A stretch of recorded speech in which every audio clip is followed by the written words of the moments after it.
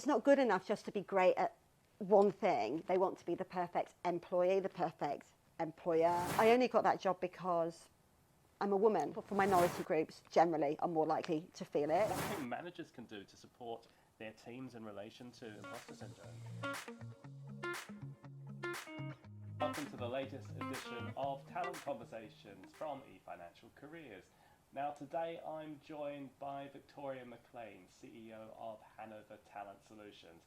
And we're going to be talking about the fascinating topic of imposter syndrome and what employers can do to help employees in the workplace. Now first up, Victoria, can you tell us exactly what imposter syndrome actually is?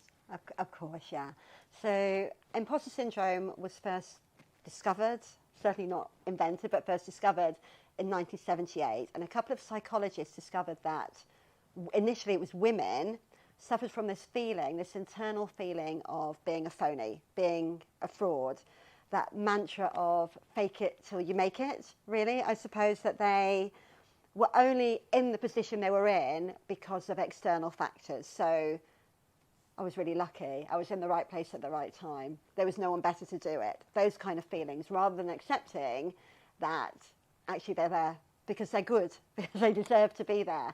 And initially what they found was that it was women, and they felt that only women felt like this because of this, at that point, standard in society that men were far more capable than women. But what has now been discovered is that everybody suffers, nearly everybody, around 85% of us suffer at some point in our lives, some more than others, with imposter syndrome. Women are more likely to feel it than men, so 18% more likely than men.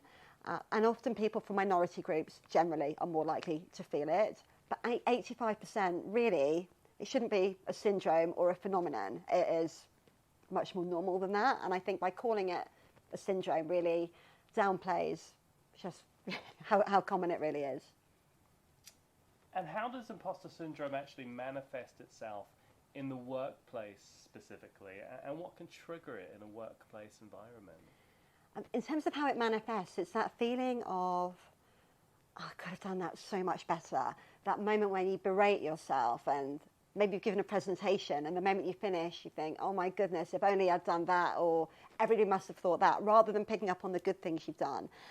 Often people will work particularly hard because they just think they're not good enough. So there's all sorts of feelings really of self-deprecation, I guess, and just feeling that they're not good enough.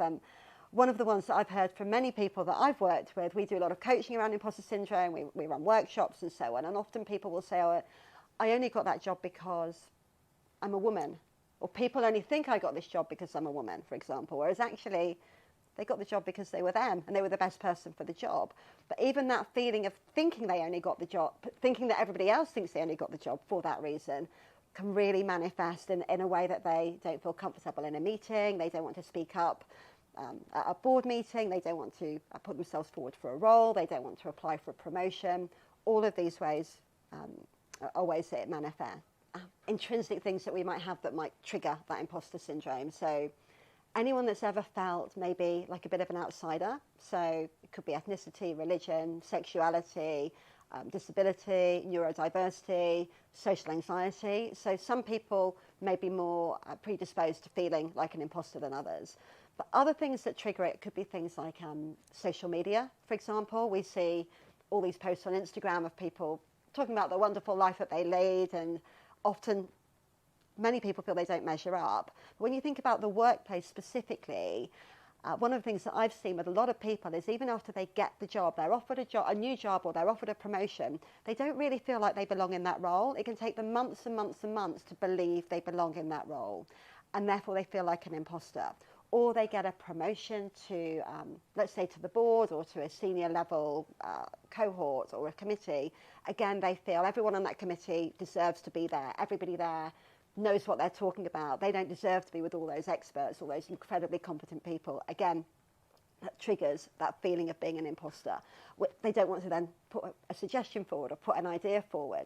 And the other thing that I know I've talked to eFinancial about before is around menopause. So often when women hit their perimenopause in their late 30s, early 40s, and they have a big dip in their testosterone level, the confidence hormone, again, imposter syndrome can kick in at that point. And many women that I've coached have felt very, very nervous. All of a sudden, that imposter has taken over, and they really struggle at work more generally. And I know you've spoken before about 5 different types of imposters. Could you speak about that in more detail, please? Sure. So the expert imposter type is the kind of person who will feel that they haven't done a good job until they know absolutely everything about that task or that topic that they are working on. So you'll often find the expert doing just one more course or just one more qualification. The perfectionist is the kind of imposter that feels everything has to be perfect. So they tend to set very, very high standards for themselves, far higher than the standards that anybody else was set, and therefore they never really feel like they're doing a great job because they're always beating themselves up. So for example, I've got a good example about me. For example, I was delivering a webinar to hundreds of people, at the end of which I said, did everybody learn something today, in a poll? And I had hundreds of people that said yep, and I had one person that said no. And rather than thinking, oh great, hundreds of people love that, I focused on the number one person who didn't. And that's a typical example of a perfectionist, always setting these ridiculous standards for themselves and always striving to be better and better. Number 3 would be the natural genius. So the natural genius will often find that maybe when they were at school, things came quite easy to them, that they have never had to try that hard for quite a few things. Potentially they're quite high-performing people to start with. And then what happens is when they're faced with a new task that is challenging, they massively beat themselves up about that because things are meant to be, they believe, really easy for them. So often they will struggle to start something that's quite different for them. We've then got the soloist. So the soloist will be the kind of person who likes to do everything on their own. They feel that if they didn't do it on their own, they didn't do it. And therefore they'll be reluctant to ask for help. But interestingly, they will also be reluctant to accept help when it's offered to them. So they're trying to do everything on their own. And that's difficult, right? When you think about your employees and they're struggling on all of this on their own, that's a problem because they're not working properly as part of a team. And the final imposter type, and I should caveat this by saying that all of us are probably more than one. So you will, when I'm talking about this, you're probably thinking, oh, well, maybe that one, maybe that one. So often there's a bit of a mix for everybody.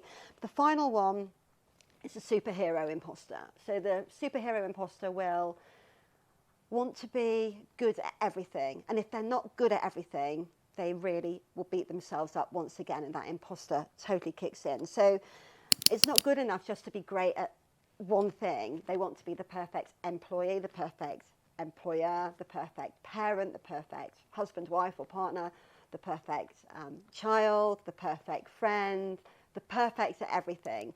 And therefore this idea that they should be a superhero, which isn't realistic for most people, or pretty much for anybody, means that imposter kicks in. And I've got a really good example of an imposter, actually, which would be, you might not believe this, but Albert Einstein. So he called himself an involuntary swindler. And he's well known for talking about his imposter syndrome and thinking, everybody else is this clever. Why is everyone looking at me as this wonderful person? And actually what you find is that people that are high performing, that are particularly good, don't recognise how good they are because they believe everybody else is like that and don't understand why they're getting all the attention. So there's many, many famous people, Meryl Streep, Maya Angelou, the author, Albert Einstein, obviously, Jodie Foster, some amazing Hollywood stars that once again really, really struggle with this imposter because they don't recognise that they are special. Thanks, Victoria. That's fascinating. And what do you think managers can do to support their teams in relation to imposter syndrome? The more we can educate people, the better. As a manager, HR, be aware that at least 85% of your population is feeling like this. So running workshops, for example, getting people to talk about it really helps. Pluralistic ignorance is a term that means that generally, because we're ignorant of how other people are feeling, we don't realise that everybody feels the same way that we do. So the more we can get people to talk about our imposter, the better. So that would be number one. being aware of the 5 different imposter types, you'll be able to spot the people in your team and which imposter they are, or which plural imposters they might be. And then you can start to encourage them. So if people are a perfectionist, if they're really beating themselves up, make sure you tell them how good they are. Pick out the good things of what they've done and encourage them and acknowledge them and give credit where credit's due. The more we can help people recognise and be recognised, the more that imposter will go away. One of the things I talk about in one of my workshops is shallow end to deep end. The point being that actually your imposter is a good thing. Training people to recognise that their imposter is a good thing. If you were always in the shallow end, you're not growing, you're not learning, you don't feel like an imposter. When you go to the deep end where it's a bit harder, that's when the imposter kicks in because you're a little bit out of your depth. But if you weren't feeling out of your depth, you wouldn't be moving forward in your career. So actually, it's a good thing to feel that imposter and to embrace it and to use it as a driving force. Mentorship schemes can really help, getting more senior people in the organisation to support those that might be more junior, to help them recognise their strengths. And finally, I would say to really take the steps to balance out gender diversity and DEI more broadly. If we know that people who are maybe in a minority group are more likely to feel like this, do what you can to shift the dial and encourage everybody to feel a true part of the organisation, recognise everybody, drive visibility, and reward success accordingly. Thanks very much, Victoria, for that great advice. And thanks everyone for joining Talent Conversations today. I think we learned a lot about imposter syndrome, its importance, and also ways of mitigating it.